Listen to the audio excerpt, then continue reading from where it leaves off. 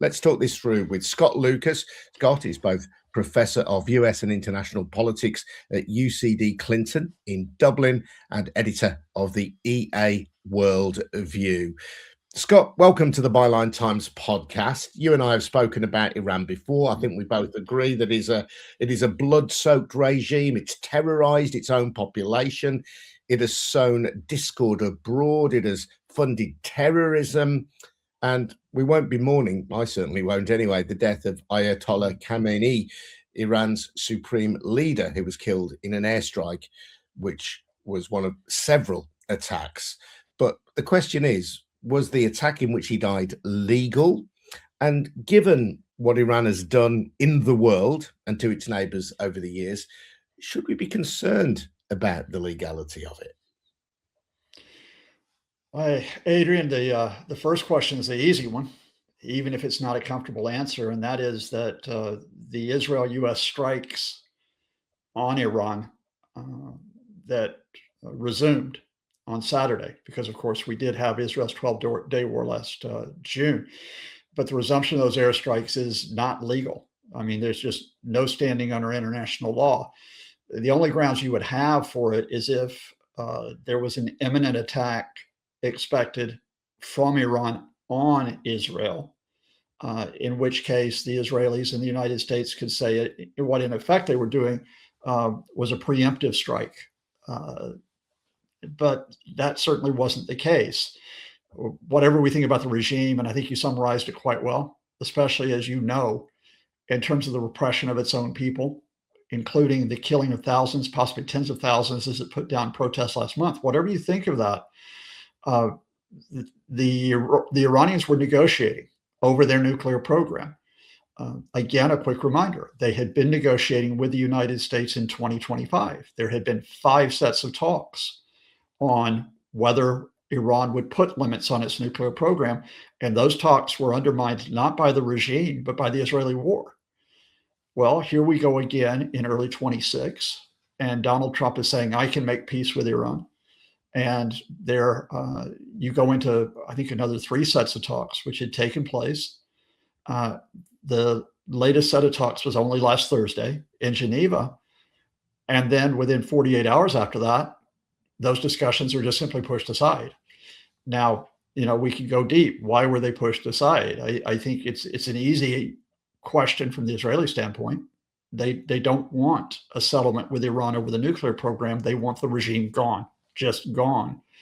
There's also other motives for Benjamin Netanyahu, personal motives, politically and legally, given he faces a bribery trial, as well as elections at some point, to do this.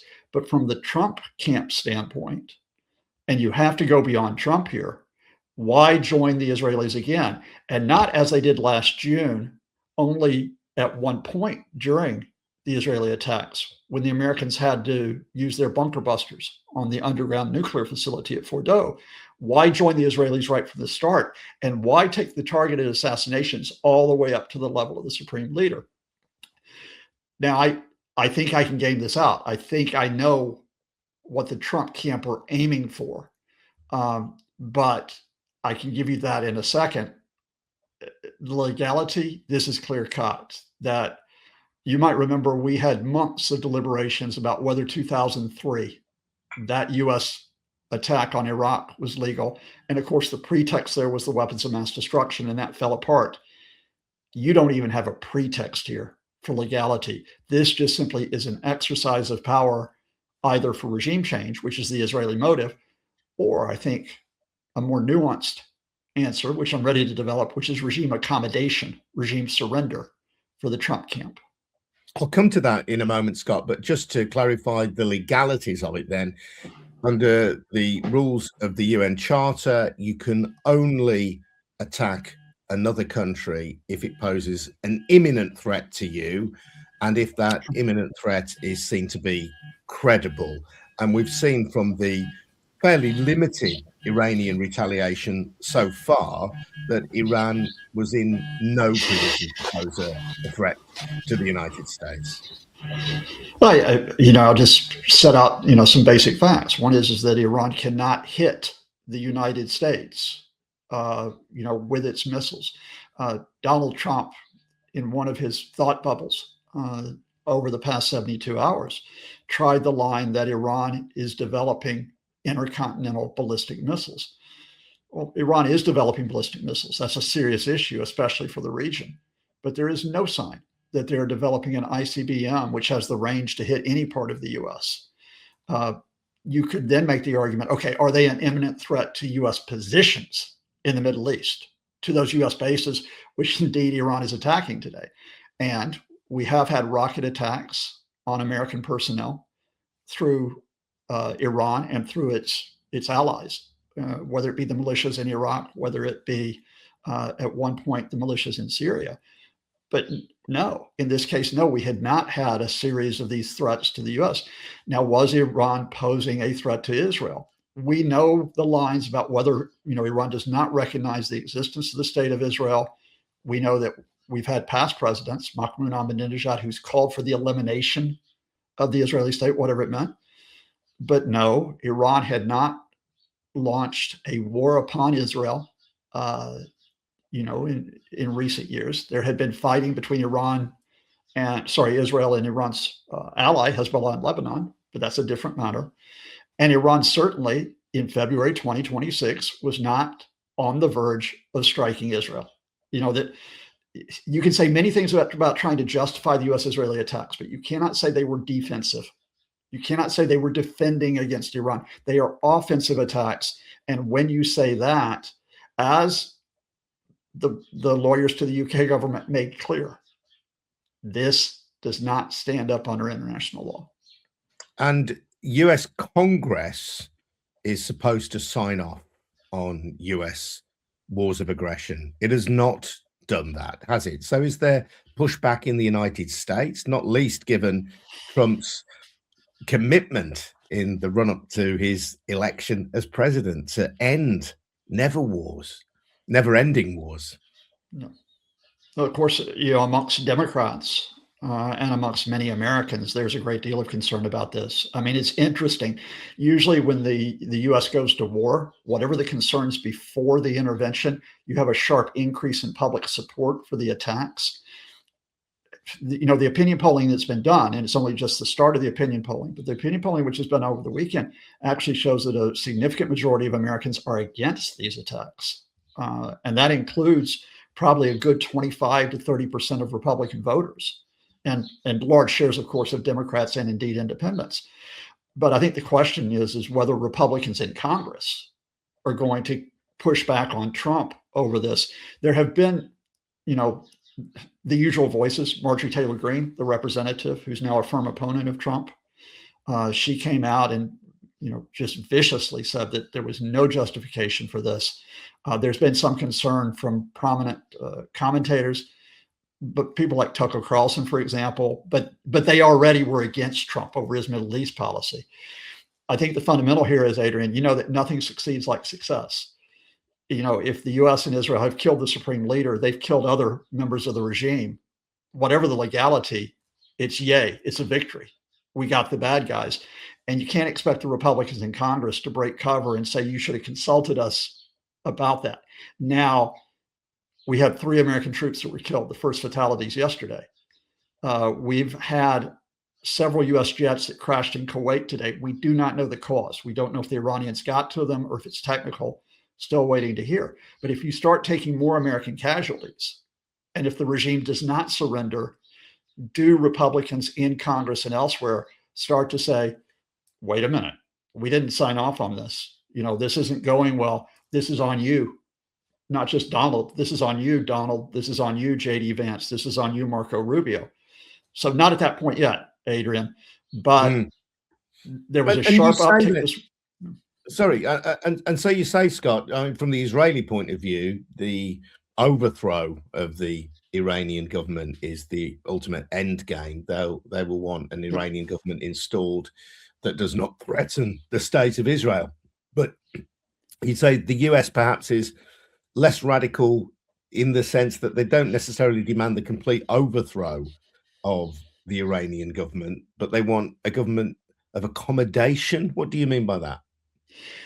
Go back to Venezuela, Adrian. Now, Venezuela and Iran are very different countries. right? I'm going to hasten that. But go back to the Trump approach in Venezuela, right? They were talking about regime change in Venezuela for months, right? And then they go in and they kidnap President Maduro. And you and I remember initially we're thinking about it. We were thinking, wait a minute, this is the regime change, right? They get Maduro. Now they get the rest of Maduro's group out, the vice president, the interior minister, the defense minister. They didn't.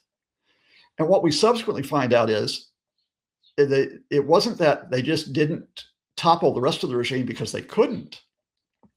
They struck a deal with Vice President Delcy Rodriguez in October, where she effectively gave up Maduro. And if she's giving up Maduro, well, that means that she and the Trump folks are working together. And then what's happened subsequently? Delcy Rodriguez, who was vice president, is now the acting president. The interior minister is still there. The defense minister is still there. Donald Trump goes around talking about, hey, we're getting Venezuelan oil. It's far more complex than that, but we can talk later. But he's not talking about Marco Rubio, who is dedicated to regime change. They're not talking about putting the opposition in power in Venezuela now. What they did was they issued a threat. They put all the fleet off that coast of Venezuela. They bombed the ports, in a couple of demonstration bombings, and then they got Maduro. And then all of a sudden, it was like, okay, we've done this. We've established our dominance over that regime. All right, now come up to Iran. They are talking to Iran about regime accommodation in the sense that they want Iran to give up their nuclear program completely, all gone. They cannot stand the 2015 nuclear agreement that the Obama administration signed that limited Iran's uranium enrichment, and indeed that the first Trump administration pulled out of in 2018. So they don't want to go back to the 2015 agreement. No nuclear program, no civilian nuclear program, let alone military. Then they want Iran to give up a lot of their ballistic missiles. They want them to limit the numbers. They want them to limit the range that they have. On those two conditions, the Iranians, and we saw this in the talks in recent weeks, they won't give way. The Iranians will limit their enrichment of uranium where it cannot be converted into military grade, but they're not going to give up the program entirely. And they said, we'll talk to you about the nuclear program. We'll talk to you about inspections of the nuclear program resuming, but we're not going to talk to you about missiles. Because if we give up our missiles, we're vulnerable to the Israelis. Okay, well, what happens? We get the talks on Thursday in Geneva. The Iranians, the Omani mediators say, we're still making progress, still making progress. The Americans go silent. Don't say a word about what happens. And then on Saturday, all hell breaks loose. And they kill the supreme leader. They kill the defense minister. They kill the head of the Revolutionary Guards. Now, here's what's your play? Is your play to change the regime? Because you know the regime is digging in so far. And you know that they're retaliating. And you know that getting rid of a regime is really, really messy. Iraq 2003. Especially if you don't put troops on the ground. You got no leverage there. So what's the easy play here? Regime change or get a transitional replacement for the supreme leader? Can talk to you about the possibilities if you want. And that new leadership, which is still regime, it's not the Iranian opposition. It's not a new system. It's still the Islamic Republic. That regime says, we'll give up that nuclear program. We'll give up those missiles or we'll limit them. Then you've got regime accommodation. And if you actually look at the signals coming out, forget Trump. Everybody's looking at Trump's tweets. For God's sake, just stop it. Just stop it. The man is just a thought bubble, a walking, talking, incoherent thought bubble. And look at the rest of the administration and where they are positioned here. Because again, just a quick reminder, Adrian, in terms of what happened in June 2025, the Israelis wanted regime change. They killed more than 20 military commanders. They seriously injure the supreme leader's top advisor, Ali Shamkhani, who then gets killed this past Saturday, by the way. They are aiming at the supreme leader. They're aiming at the president. The Iranians, after 12 days, launch a demonstration strike on the U.S. airbase in Qatar. And they tell the Americans it's coming. So the Americans pull out all their personnel. Then the Qataris and the French go to the Americans and go, look, Iran's willing to talk. What does Trump do? He tells Netanyahu to stop. So it's not regime change there. It's regime accommodation, right? We've punished them. We punched them in the nose. We hit them. We damaged their nuclear facilities. Now they'll concede to us. But Iran didn't concede. That was the key thing. They didn't give way. So here I do think Trump's personality comes into it, because he's a bully. He's a bully in business. He's a bully as a president. So he talks to his folks of, can we punch him again? Can we hit him again even harder? Which is where we are now. But in that analysis, then, the full regime change that Israel would like to see is not necessarily something that the United States is demanding. If Iran would agree to drop its nuclear program, if it would agree to stop developing ICBMs, then the United States might be quite happy with a version of the current regime ruling the roost in Tehran, and perhaps without those long hoped for freedoms and expressions of democracy that many secular campaigners want in Iran. And it's not just the US that wants that. Gulf states want that. And Gulf states are key. They're key in terms allies. of strategic. They're Gulf states who are their allies, yeah. Strategic partners. They are the Trump family's good friends, where Trump is making billions off the Gulf states. Now, so far, what the Gulf states are doing is they're staying relatively silent about the killing of the supreme leader, but they are criticizing Iran's retaliation. They don't want to rub the Trump folks up the wrong way. The Gulf states are quite happy the supreme leader's gone. Whatever they say publicly. They see him as destabilizing. They see him as a rival. They're quite happy for the Iran regime to be bloodied, but they don't necessarily want the regime to go, because they fear what happened in Iraq in 2003. And they also aren't sure they can deal with the Iranian opposition if they could take power, because there is no organized Iranian opposition. A lot of my friends want reforms, they want change, but the Iranian opposition have been decapitated since the 2009 mass protest, because the leaders were put in prison. Some of them are still in prison after more than 15 years, forced to leave the country. Some of them were killed. So, and Reza Pahlavi, let's just put this, Adrian, Reza Pahlavi is not an alternative here. The Shah's boy, he doesn't have widespread support in Iran, whatever support he has amongst the Iranian diaspora. He's been out of the country for decades, and nobody in the region wants to be working with him. So where do the Gulf states go? A version of the regime, transitional, whether it's a more accommodating cleric, whether it's a political figure like Ali Larijani, former Speaker of Parliament, who was the Supreme Leader's top political advisor, whether it's the former President Hassan Rouhani, who was very much a centrist that reached the 2015 deal with the 5+1 powers, including the US, over the nuclear program. That's where possibly we go, I think, if we game it out. But it's not going to happen immediately. I think you're going to see this accommodation take shape over a few weeks, few months. And in the meantime, who pays the price for this? A lot of those Iranians who do want change. They just don't want it to happen through bombs. Hi, I'm Scott Lucas. Thank you so much for watching. If you like what you see, subscribe, spread the word, send ideas.